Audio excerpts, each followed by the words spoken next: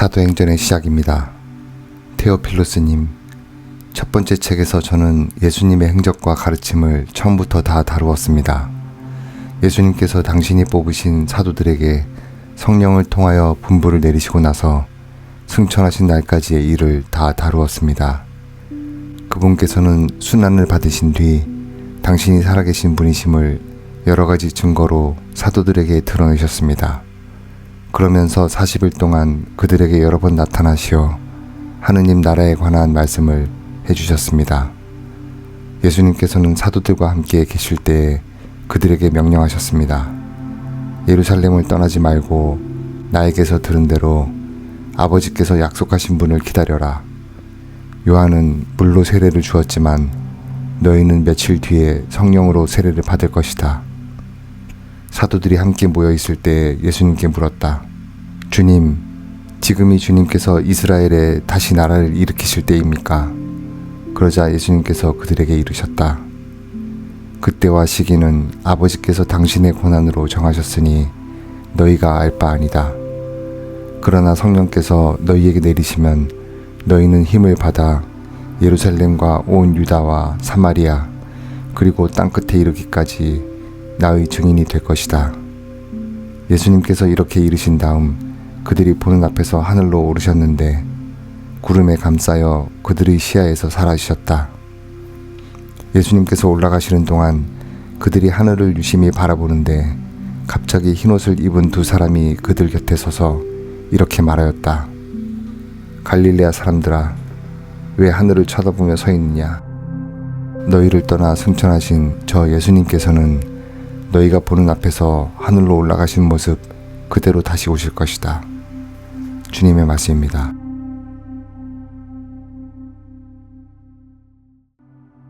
사도 바오로의 에베소서 말씀입니다. 형제 여러분, 우리 주 예수 그리스도의 하느님, 영광의 아버지께서 여러분에게 지혜와 계시의 영을 주시어 여러분이 그분을 알게 되고 여러분 마음의 눈을 밝혀주시어 그분의 부르심으로 여러분이 지니게 된 희망이 어떤 것인지 성도들 사이에서 받게 될 그분 상속의 영광이 얼마나 풍성한지 여러분이 알게 되기를 빕니다. 또 우리 믿는 이들을 위한 그분의 힘이 얼마나 엄청나게 큰지를 그분의 강한 능력의 활동으로 알게 되기를 빕니다. 하느님께서는 그리스도 안에서 그 능력을 펼치시어 그분을 죽은 이들 가운데서 일으키시고 하늘에 올리시어 당신 오른쪽에 앉히셨습니다. 모든 권세와 권력과 권능과 주권 위에 그리고 현세만이 아니라 내세에서도 불릴 모든 이름 위에 뛰어나게 하신 것입니다. 또한 만물을 그리스도의 발 아래 굴복시키시고 만물 위에 계신 그분을 교회의 머리로 주셨습니다. 교회는 그리스도의 몸으로서 모든 면에서 만물을 충만케 하시는 그리스도로 충만해 있습니다.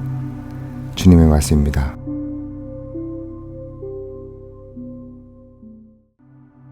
사도행전의 말씀입니다. 아폴로가 코린토에 있는 동안 바오로는 여러 내륙 지방을 거쳐 에페소로 내려갔다. 그곳에서 제자 몇 사람을 만나 여러분이 믿게 되었을 때 성령을 받았습니까? 하고 묻자 그들이 받지 않았습니다. 성령이 있다는 말조차 듣지 못하였습니다. 하고 대답하였다.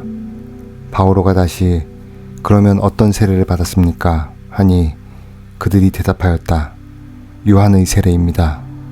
바오로가 말하였다.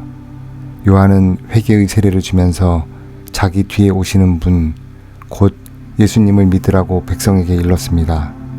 그들은 이 말을 듣고 주 예수님의 이름으로 세례를 받았다. 그리고 바오로가 그들에게 안수하자 성령께서 그들에게 내리시어 그들이 신령한 언어로 말하고 예언을 하였다. 그들은 모두 12사람쯤 되었다. 바오로는 3달 동안 회당에 드나들며 하느님 나라에 관하여 토론하고 설득하면서 담대히 설교하였다. 주님의 말씀입니다.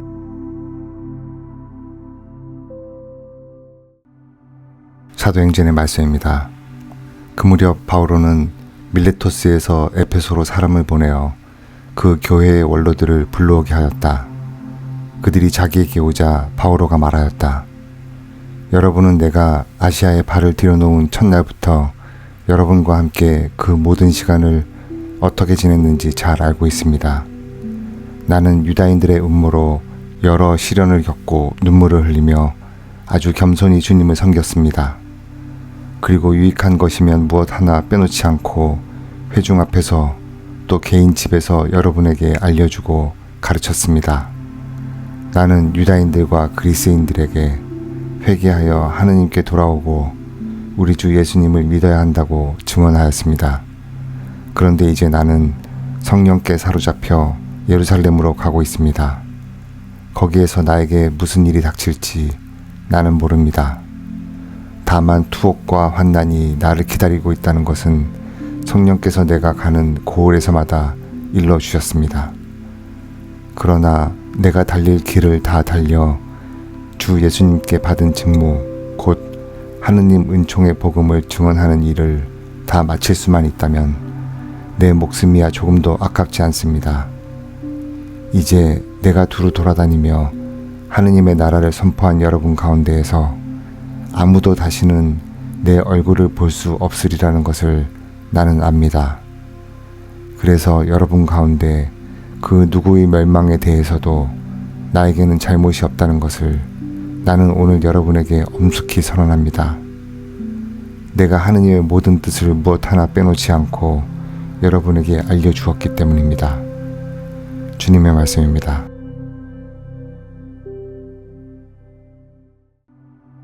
사도행전의 말씀입니다. 그 무렵 바오로가 에페소 교회의 원로들에게 말하였다. 여러분 자신과 모든 양떼를 잘 보살피십시오. 성령께서 여러분을 양떼의 감독으로 세우시어 하느님의 교회, 곧 하느님께서 당신 아드님의 피로 얻으신 교회를 돌보게 하셨습니다. 내가 떠난 뒤에 사나운 이리들이 여러분 가운데로 들어가 양떼를 해칠 것임을 나는 압니다. 바로 여러분 가운데에서도 진리를 왜곡하는 말을 하며 자기를 따르라고 제자들을 꿰어내는 사람들이 생겨날 것입니다. 그러니 내가 3년 동안 밤낮 쉬지 않고 여러분 한 사람 한 사람을 눈물로 타이른 것을 명심하며 늘 깨어 있으십시오. 이제 나는 하느님과 그분 은총의 말씀에 여러분을 맡깁니다. 그 말씀은 여러분을 굳건히 세울 수 있고 또 거룩하게 된 모든 이와 함께 상속 재산을 차지하도록 여러분에게 그것을 나누어 줄 수 있습니다. 나는 누구의 은이나 금이나 옷을 탐낸 일이 없습니다. 나와 내 일행에게 필요한 것을 이 두 손으로 장만하였다는 사실을 여러분 자신이 잘 알고 있습니다. 나는 모든 면에서 여러분에게 본을 보였습니다. 그렇게 애써 일하며 약한 이들을 거두어주고 주는 것이 받는 것보다 더 행복하다고 친히 이르신 예수님의 말씀을 명심하라는 것입니다. 바오로는 이렇게 말하고 나서 무릎을 꿇고 그들과 함께 기도하였다. 그들은 모두 흐느껴 울면서 바오로의 목을 껴안고 입을 맞추었다. 다시는 자기 얼굴을 볼 수 없으리라고 한 바오로의 말에 마음이 매우 아팠던 것이다. 그들은 바오로를 배 안까지 배웅하였다. 주님의 말씀입니다.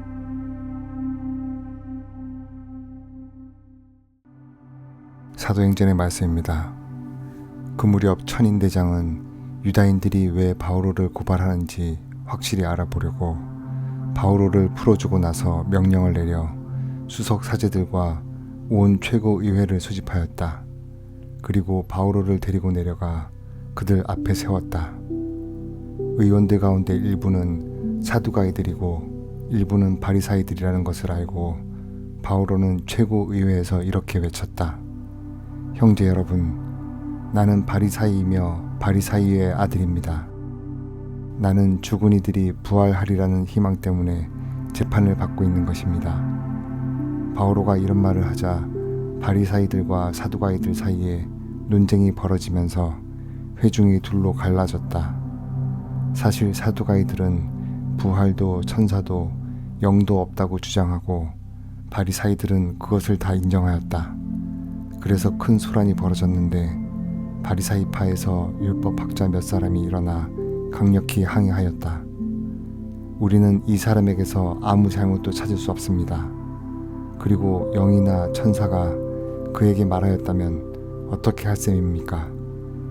논쟁이 격렬해지자 천인대장은 바오로가 그들에게 찢겨 죽지 않을까 염려하여 내려가 그들 가운데에서 바오로를 빼내어 진지 안으로 데려가라고 부대에 명령하였다. 그날 밤에 주님께서 바오로 앞에 서시어 그에게 이르셨다. 용기를 내어라. 너는 예루살렘에서 나를 위하여 증언한 것처럼 로마에서도 증언해야 한다. 주님의 말씀입니다.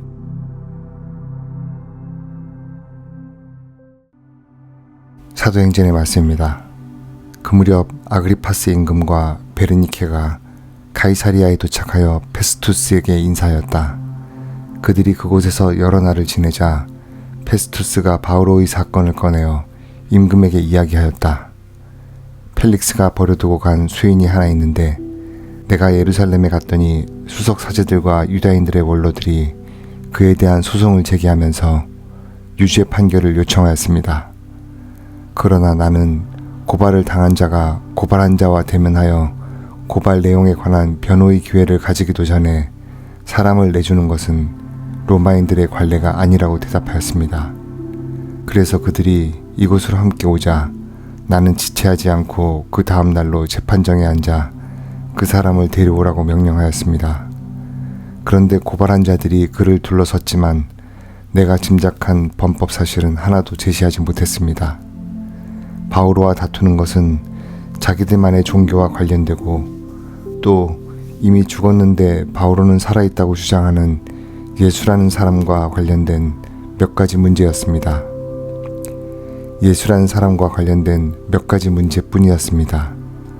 나는 이 사건을 어떻게 심리해야 할지 몰라서 그에게 예루살렘으로 가 그곳에서 이 사건에 관하여 재판을 받기를 원하는지 물었습니다. 바오로는 그대로 갇혀 있다가 폐하의 판결을 받겠다고 상소하였습니다. 그래서 나는 그를 황제께 보낼 때까지 가두어두라고 명령하였습니다. 주님의 말씀입니다.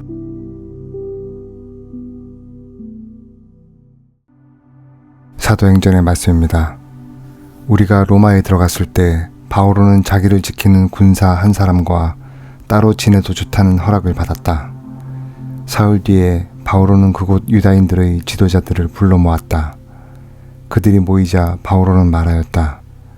형제 여러분, 나는 우리 백성이나 조상 전례의 관습을 거스르는 일을 하나도 하지 않았는데도 예루살렘에서 죄수가 되어 로마인들의 손에 넘겨졌습니다.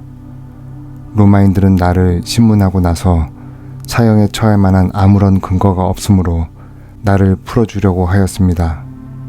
그러나 유다인들이 반대하는 바람에 나는 내 민족을 고발할 뜻이 없는데도 하는 수 없이 황제에게 상소하였습니다. 그래서 여러분을 뵙고 이야기하려고 오시라고 청하였습니다. 나는 이스라엘의 희망 때문에 이렇게 사슬에 묶여 있습니다. 바오로는 자기의 셋집에서 만 2년 동안 지내며 자기를 찾아오는 모든 사람을 맞아들였다. 그는 아무 방해도 받지 않고 아주 담대히 하느님의 나라를 선포하며 주 예수 그리스도에 관하여 가르쳤다. 주님의 말씀입니다.